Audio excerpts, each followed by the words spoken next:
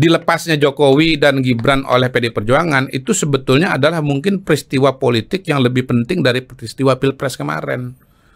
Ini publik udah ngelihat yang melepas ini PDI Perjuangan gitu loh.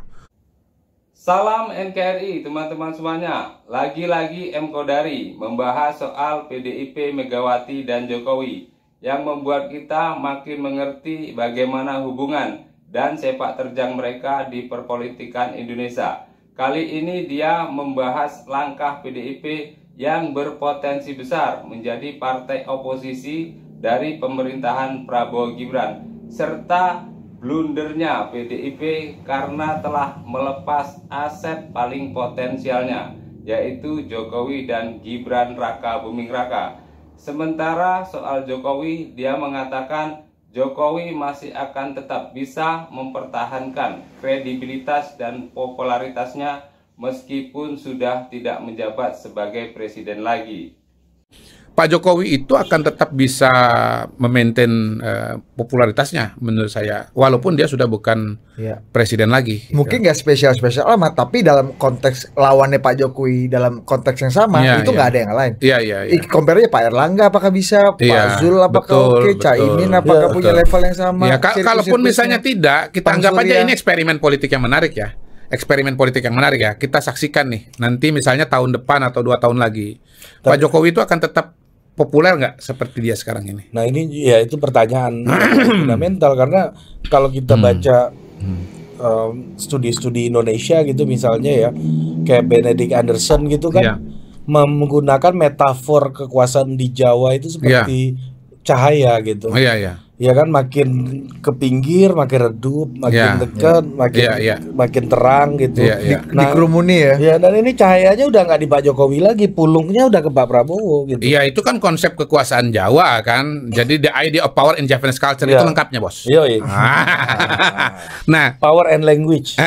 Itu cara beliau membaca kekuasaan dalam konteks budaya Jawa, kultur Jawa. Apakah memang power itu berfungsi dengan cara konsep Jawa itu atau tidak gitu, atau kemudian dulu mungkin seperti itu, sekarang masih seperti itu atau tidak, itu kan kita nggak tahu.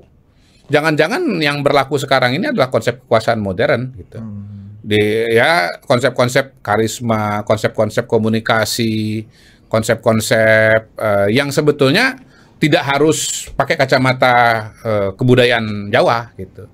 Sebetulnya konsep kekuasaan Jawa yang paling unik dibandingkan dengan konsep kekuasaan luar itu ya, selain bahwa itu dari atas bukan dari bawah kan. Tapi semua konsep kekuasaan zaman dulu begitu, dari Tuhan, bukan dari rakyat. Itu nggak khas Jawa ya. Sebetulnya yang khas dari konsep kekuasaan Jawa itu adalah, kalau kita balik lagi ke belakang Ben Anderson, konsep kekuasaan itu harus bulat, nggak boleh lonjong gitu. Makanya di zaman Pak Harto itu semuanya itu nggak boleh nggak ada dissenting opinion ya, nggak boleh ada dissenting, nggak boleh ya organisasi misalnya cuma tunggal, mandala, organisasi wartawan cuma satu, nggak boleh lebih dari satu, organisasi buruh cuma satu. Kekuasaan tuh harus bulat, nggak boleh ada lonjong-lonjongnya. Kekuasaan tuh tunggal. Nah, kan kalau kita bicara demokrasi kan nggak bisa bilang begitu. Justru kita sekarang ini mengatakan kekuasaan itu nggak boleh tunggal-tunggal amat. Justru dia harus ada dissentingnya. Justru dia harus ada oposisinya. Dia harus ada bedanya gitu.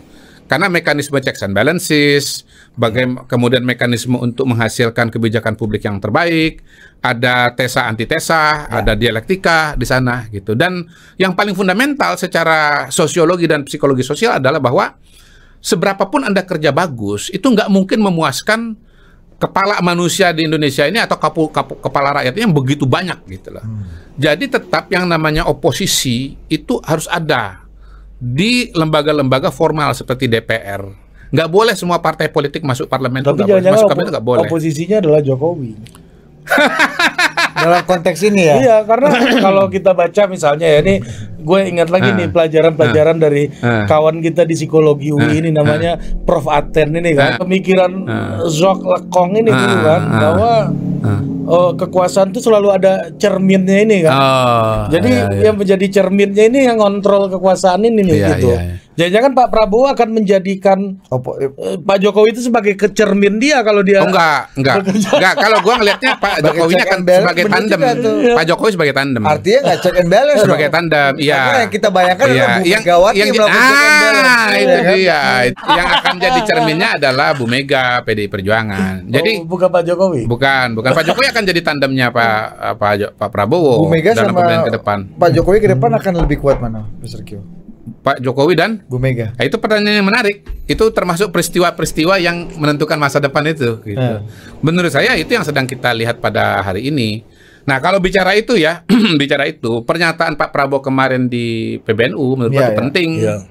Karena dia dengan tegas mengatakan bahwa ya satu melanjutkan Pak Jokowi, yang kedua dia dulu minta restu dan dukungan dari Pak Jokowi ketika mau maju.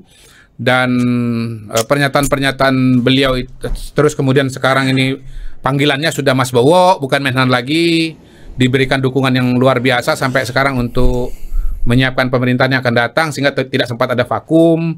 Menurut gue itu penegasan dari Pak Prabowo ya bahwa kalau harus memilih antara Pak Jokowi dengan Bu Mega, dia pilih Pak Jokowi gitu ya. Tapi kan intinya bareng-bareng, bareng-bareng menemani mengawal Pak Prabowo, membantu Pak Prabowo. Pak Prabowo ya presiden gitu loh. Jadi bagaimana Pak Jokowi perannya nanti ya kembali kepada Pak Prabowo gitu. Tetapi menurut gue ini penting juga pernyataan di PBNU kemarin termasuk kategori peristiwa-peristiwa yang menentukan masa depan karena pada hari ini kan ada perdebatan apakah Pak Prabowo akan memilih Bu Mega atau memilih Pak Jokowi. Dia jelas-jelas saya bersama dengan Pak Jokowi gitu loh. Dan kita tahu juga bahwa Bu Mega pun tidak mau ketemu dengan Pak Prabowo kalau masih istilahnya ada Pak Jokowi kan di situ kan.